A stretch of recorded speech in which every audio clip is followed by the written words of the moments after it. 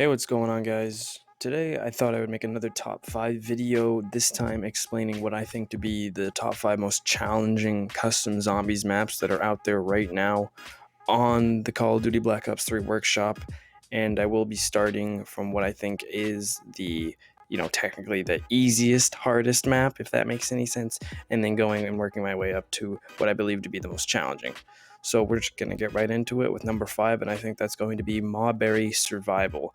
Now, this map, at first glance, doesn't seem to be that difficult, but when you start to play it a lot, you begin to notice how this map can be a little bit infuriating and frustrating with the way that you receive perks. Because in this map, there's a total of 22, and that means you can get certain perks that you want at any time. Juggernaut could be your last, or it could be your first. It's all about an RNG based system. Another thing that makes this map extremely difficult is starting on round 3, hellhounds will begin to spawn rapidly throughout the entire time, and occasionally every 4 to 6 rounds a Brutus will spawn as well to get thrown into the mix and make things a little bit more difficult. Now, the reason that it's at number 5 is because there is a cheese on this map, and you can stand on the shed roof, and that makes it a ton easier instead of being on the ground, because one, the Brutus stops targeting you and the Hellhound stops targeting you, and the only thing you have to worry about is the zombies, and it's really not that difficult. You stand up there. I usually don't want to when I play this map because it makes it a little too easy for me and it takes away the challenge of it. But overall, if you are on the ground on this map and you are playing it legitimately, this map can be extremely difficult if you don't get the correct rolls from the mystery box or the Wonder Fizz machine. You have to have a lot of training skill, or you could plop yourself in a corner and hope for the best. That's why this map sits at number 5. Coming in at number 4, I have Monopoly Hardcore version. And the reason this map is here is because it is one of the few on this list that is an apocalypse version of zombies where there is no round transition. It just keeps going and going. There's no break. Also, the prices on the doors are very, very high, and you're given very weak weapons at the start, and you have to kind of maneuver around this small area that it gives you, and you're always being pushed back. And when you get pushed back, the zombie spawns go with you. On this map, it's very easy to get caught in a reload, and you have ultimately nowhere to go. You can jump off the map and get set back to the start, and that could be a good refresh, but most of the time you'll get caught and you'll just go down and probably end up going down again if you have quick revive, because this map is extremely punishing if you jump off, because all the zombies will turn around or they will start to spawn near you as well when they die off. Overall, this map is pretty difficult, mainly because the way the perks are given to you, they're given to you in a very weak order, starting from probably the weakest perks, going all the way down to the strongest. It's giving you Deadshot first, it's giving you Quick Revive first, and near the end is where you start to get Speed Cola, Double Tap, and Juggernog, which are probably the most important perks to have in going for a difficult map. And when you're given these weak ones, you got to start to think to yourself, okay, so it's going to come down to gunplay instead of passive perk play. Also, the wall weapons seem to be extremely weak on this map for some reason, but they are still noticeably good. You're given the Hell's Retriever, which is also very garbage in this map for some reason. It takes a while to pull it out and throw it. So honestly, in this map just comes down to gunplay, and that's why it's at number 4. At number 3, I have Octagon Ascension, and my reason for this is because the beginning of Octagon Ascension is extremely difficult. But once you are in the middle of the map, where you can start getting stronger perks like Double Tap, Juggernaut, and Speed Cola, the map sort of becomes easy at that point, where you can kind of sit yourself on an end of a lane jump down section, and the zombies will just start to funnel into you, and it's very easy to hoard them off there. And then when you want to move, you can just get a death machine, you can just get a zombie blood and just walk around and then go get something you need, and then maybe move up to another platform you can stand on. The beginning of the map is very infuriating. You don't have a lot of things to work with. Power-ups are your best bet of survival. The perks you're given aren't really that good. The weapons you're given aren't really that good. The mystery box is there, but you'll probably only be able to hit it probably once or twice, because this is another apocalypse map and the zombies won't stop spawning. You'll never have really a break. It only starts to get easier once you get Stamina, Juggernaut, Speed Cola, and Double Tap. And then from there, it's just a point gain factor. Round 12 is where the zombies turn into transit runners, which kind of changes it if you're cut out in the open. But if your back is against the wall, it is pretty easy because they will start to funnel into you anyway, and you can just easily take them out. And sometimes on this map, zombies can get stuck on drop down sections and they'll pile up there. making the spawns a lot easier, and the whole map honestly just becomes very easy once you reach a certain point.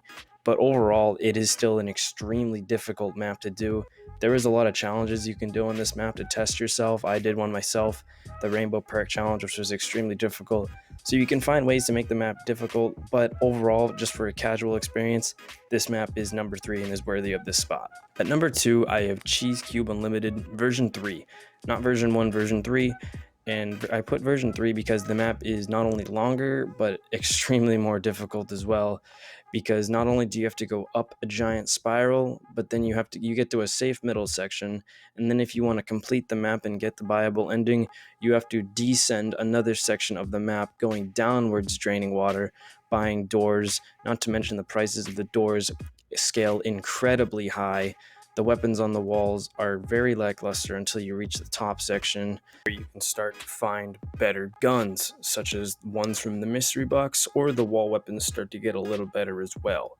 Now, the main kicker for this map would have to be the parkour sections that it throws at you, and those can be very difficult if you are not ready for them, and if there's zombies coming from both sides, because not only do you have to stop moving on the moving platforms, you also have to shoot the zombies that are coming at you from both sides. Falling down in these parkour sections can honestly be your demise, because not only will the zombies that were chasing you turn around, but the ones that were coming up to you now can get to you quicker, and you will be clamped and probably downed, because there's no way you can shoot both sides at once. If you somehow manage to get past those, you'll have to do the parkour again, and you could be doing this for a long time. But the simple way to get past a parkour is to just take your time and memorize the patterns that it does, and note that your character can jump over 1, not 2, but only 1, so don't try jumping over 2. And once you get past it, you'll honestly probably never have to do it again, unless you want to go get a perk, or there's a power up you need, or if you're playing co-op and your friend goes down. But you should probably just leave them to die, honestly. They'll just spawn somewhere else behind you, and they'll be thanking you because they don't have to do the parkour again. Cheese Cube Unlimited can be a very difficult map, but can also be a very fun map with friends.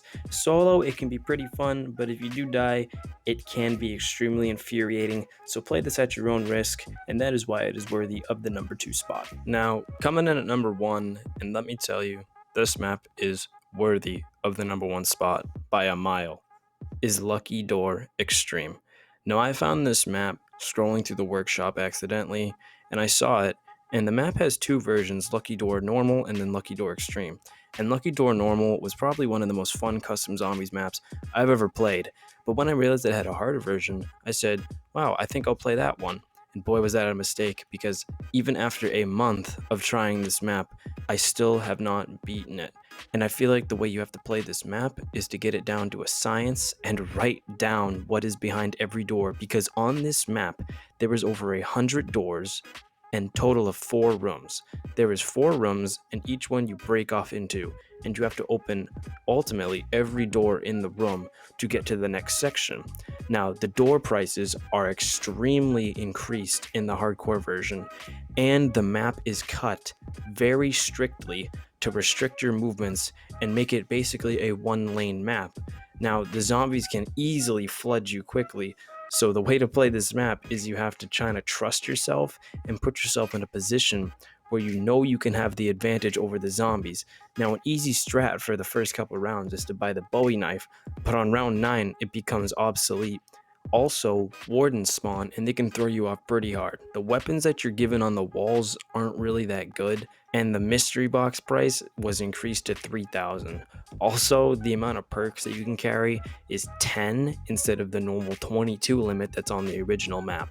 This map requires a lot of planning, and when you're playing co-op, you think it might be easier, but it actually can be a lot more difficult, because the zombie spawns are increased drastically, and you all have to funnel together and play together. You can't run off by yourself, because you will easily go down, because there is nowhere safe to put your back in this map.